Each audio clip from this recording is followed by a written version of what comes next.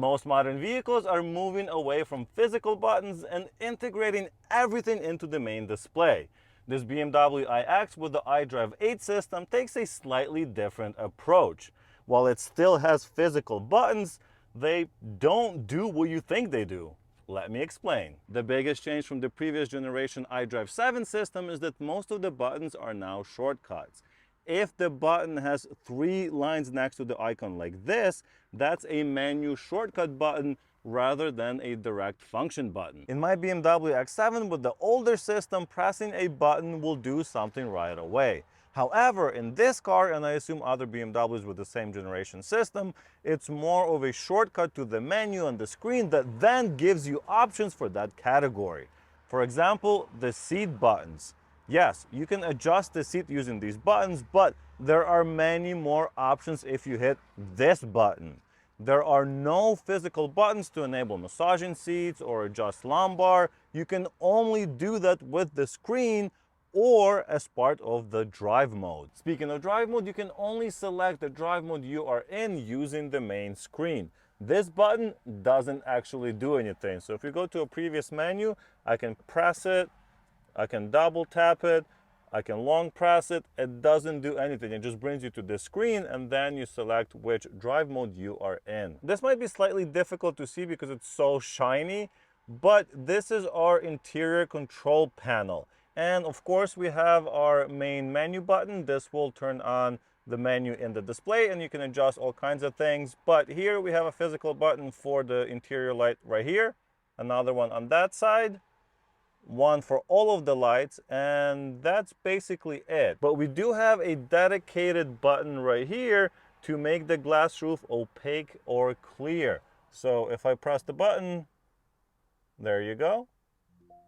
This is one of my favorite features and a fun feature to show off to family and friends because most people haven't seen that before.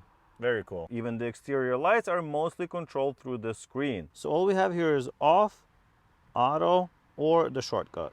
You get a couple of physical options, but if you want roadside parking lights or anything else, that's in the menu. Check out how many options you can have for lights on the BMW X7 that is only 2 years older than this iX. Luckily, there are a few buttons here that are actually very useful. For example, this auto hold button. This will allow you to turn the feature on and off directly. It's not a shortcut for anything. We also have the air suspension button. This button will raise the vehicle. Doesn't do much else, but it will do exactly what it says, which is nice. We also have sort of a shortcut, but also not really. This will directly open up the cameras, so you have the front, rear cameras, and you can of course select whichever ones you want. But this will also do assisted parking, so you can parallel park, you can reverse into a spot, a bunch of other stuff. The car will do automatically for you, but this is mostly a camera button, so very nice to see. We also have a few buttons here above the iDrive controller, so we have the media, telephone, and navigation buttons, as well as the back and home. And my favorite, we have a physical volume button. I never thought I would be excited to see a physical volume button, but this is very nice and useful. It also has some built-in hidden features, so if you press this button once, that's going to mute it, that makes sense. But if you press and hold it for 30 seconds, it will actually reset the iDrive system.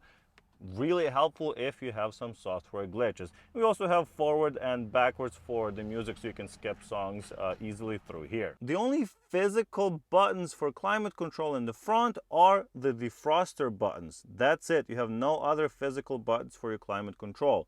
Worse is that when you first get in the car and it's been sitting overnight, it can take a couple of seconds for the climate menu to respond. So if you press this button, right now it's very fast, but in the morning it could be a couple of seconds or maybe even longer.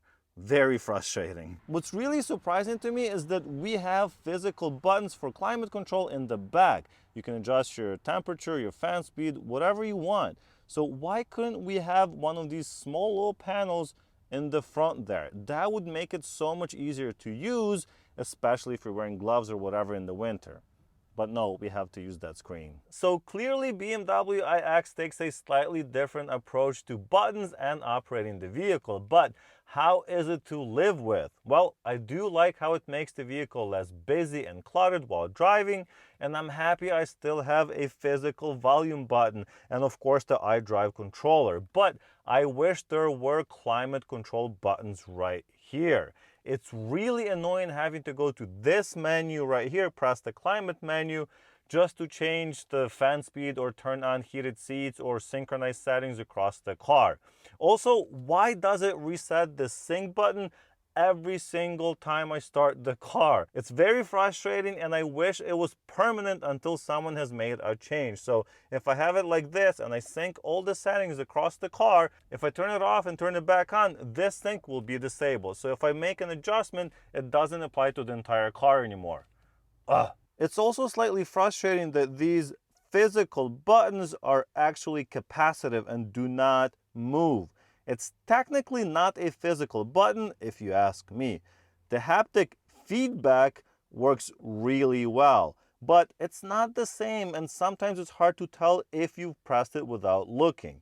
Same for these buttons on the steering wheel. And of course, don't get me wrong, navigating the system and getting different options is very easy. It's even categorized into, infotainment apps, or you have your vehicle apps. So you can go into each one and, do whatever you need to do. So you want to look into charging, you can go into charging, seat comfort. You don't have to use the shortcuts in the car. You can simply navigate through this menu. So you can go to system settings and you have all kinds of stuff you can adjust and use very easily. It's very easy and intuitive to use once you remember what settings are in which app, because there are quite a few in them in here. So if you go to vehicle status, for example, you have this stuff in here. But then if you go to system settings, it's going to be something different. But then if you go to live vehicle, it's something different again. So you have to remember which setting is in which menu. I still think it was better organized in the older iDrive 7 system, but this is very usable. So are the BMW iDrive 8 buttons in this iX confusing?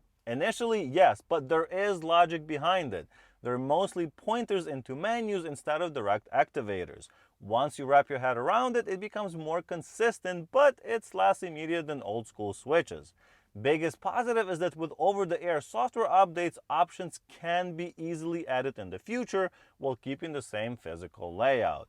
It also means there are fewer mechanical parts to break. For people who like tactile controls, this might feel like a step backwards, but it's much better than no buttons at all. What do you think? Is it a good concept to have some physical buttons and shortcuts for everything else? Let me know in the comments below. Also, check out this road trip that I took in this BMW iX for over 1,100 miles all the way from Texas. It did not go as expected. Thank you so much for watching. Like the video if you liked it, and I'll see you in the next one. Bye!